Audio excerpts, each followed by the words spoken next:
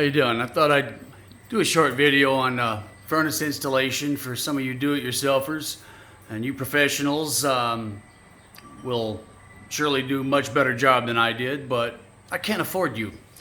So basically, this isn't that hard. This is a 40,000 BTU high efficiency single stage. This is in my garage, and basically the way I did it, this is 5/16 threaded rod. Now, afterwards, I read I was supposed to use 3/8, but this is plenty strong. This whole furnace only weighs 100 pounds, 105, I think. Piece of, what is that, 1.25 inch angle? I'm not sure. Got that at Ace Hardware. And suspended from the ceiling. On the other side of that, I just have, of course, a couple washers and some nuts. To run your flue, this is 2-inch PVC. This one going through the ceiling, that's actually combustion air, not the flue exhaust. I'll put a little caulk around there. Your flue comes out, this goes outside, of course. You have to have a little bit of a slope, an inch or two is all you need. I think I got about 2.5 inches. Downward slope, because any condensation drains back into this, and then it's going to come down through our trap. Right here is the water trap. And so when you buy this furnace, this water trap will be installed right up in here. So it gets a little confusing, but they have diagrams and they got lots of rubber hoses, and you don't need them all, but you have to take a couple hoses off inside here because it's set up to drain vertically. And you change the hoses around, and you have to plug a couple other holes, and then you mount this here. It's got the 2 holes already for your screws. Put your water drain in, and you have to prime this ahead of time for some reason. So I just I took a funnel and a hose and filled this up first. Come down. This is just a 1/2 inch PVC, and I got a little bit of a downward slope, of course, a couple inches maybe. Comes down here. This runs down my wall, and it goes into the basement, ties into a drain tile. And over here, I used to have a furnace in the garage, so I had some gas line existing. This is a 1-inch iron pipe. 1 inch all the way from, can't remember where I tied that in many years ago. Goes up to here. I got it reduced down to 1/2 inch black pipe. And you have to have your trap there. I don't think they call that a trap, but whatever it is, you're supposed to have it. Got your valve. And that is a stove pipe. I think that's 5/8. I can't remember, but it's 1/2 inch on each end as far as attaching it. Ties into my gas inlet. You can hard plumb it if you want, but it's I'm not real good at exact measurements, and so I got a flex there. I got a filter here, which I probably don't need because I don't have any ductwork, but I figured, what the heck. I got a couple pieces of angle bracket laying around, so I just put that on.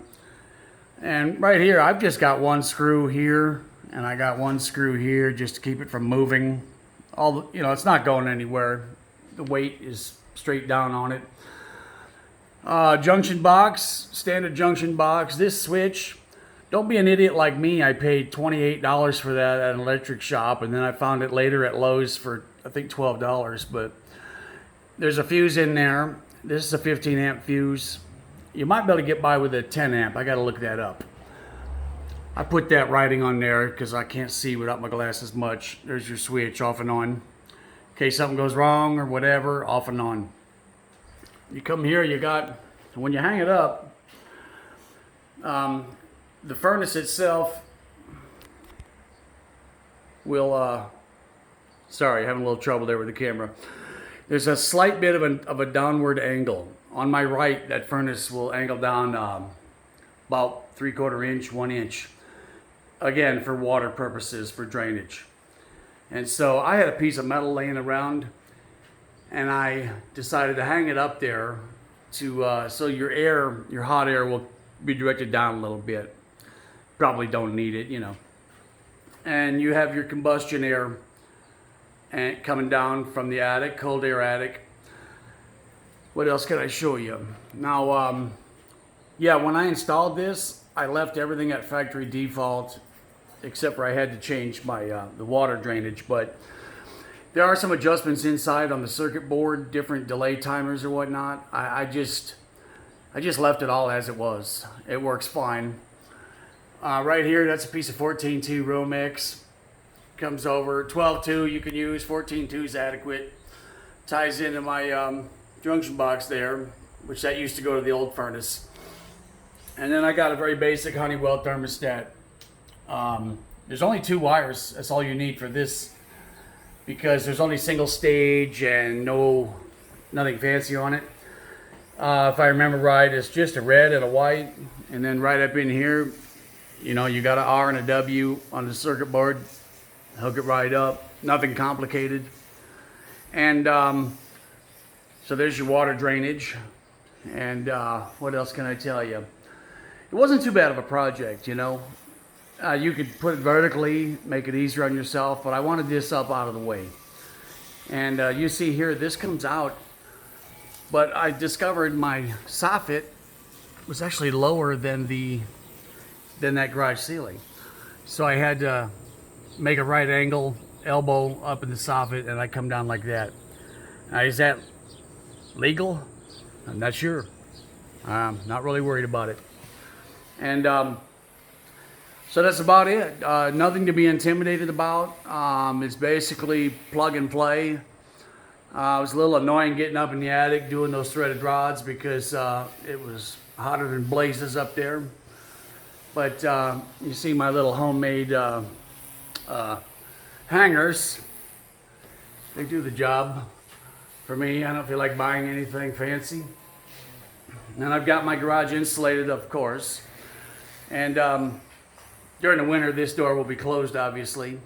But that attic floor has got like 6 inches of blown-in insulation in it.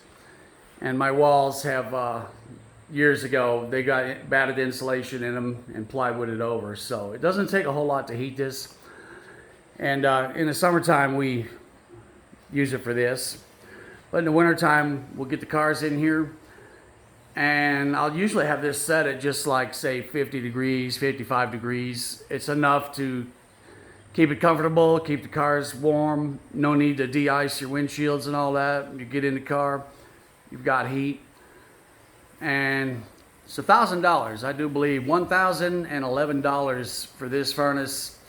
They shipped it right to my door for $25. And not a big deal. I had a buddy help me pick this up and get it up on these hangers. But that's about all there is to it. Other than changing your routing for here. Other than that, it took me a little while to read the diagrams to figure that out, but we got it. And so there's your Goodman 40,000 BTU. I like Goodmans. I never had any trouble with them. I installed one in my sister's house. That one was a 60 or 70,000. I can't remember. It's all good. So go do it.